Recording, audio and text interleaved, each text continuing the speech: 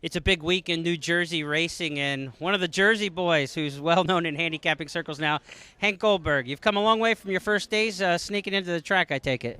Yeah, that's right.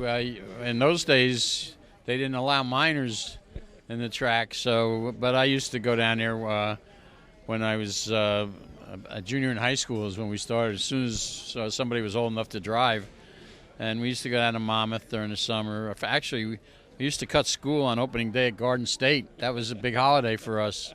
I thought it was a legal holiday. I don't think that's on the teacher's schedule, opening day at Garden State. Hank, give us some of your memories of Monmouth Park. Well, I still do love going back to Monmouth. And one of the great thrills I had was standing in the winner's circle and talking to John Kimmel when he won the Haskell one year and interviewing him because his Uncle Charlie owned a restaurant in New Jersey, and I had a summer job working for a friend of his, and they used to close, or not close, but if the weather was bad, they'd give me the day off, and I'd drive them down to Monmouth, and that's how I really got interested in racing. But standing in the winner's circle, I thought to myself, I can't. Whoever thought that I'd wind up here doing interviews after I was just a young kid,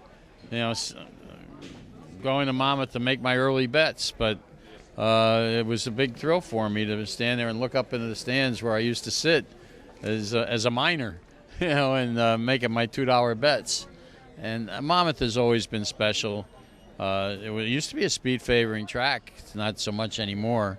And it's kind of sad to see what's happened to Monmouth, where they're running 3 days a week, but I think they're on the right track back now that they're under a new ownership. And in the days when it was owned by Werblin and Hess and that crowd, it was a great racetrack, and it was really fun. They had a lot of major races there, and it was a tremendous place to hang out and be down the shore.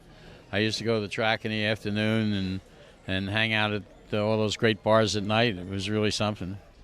Hank proves you can go home again, his Haskell memories, and we're expecting a big race this weekend for the Haskell.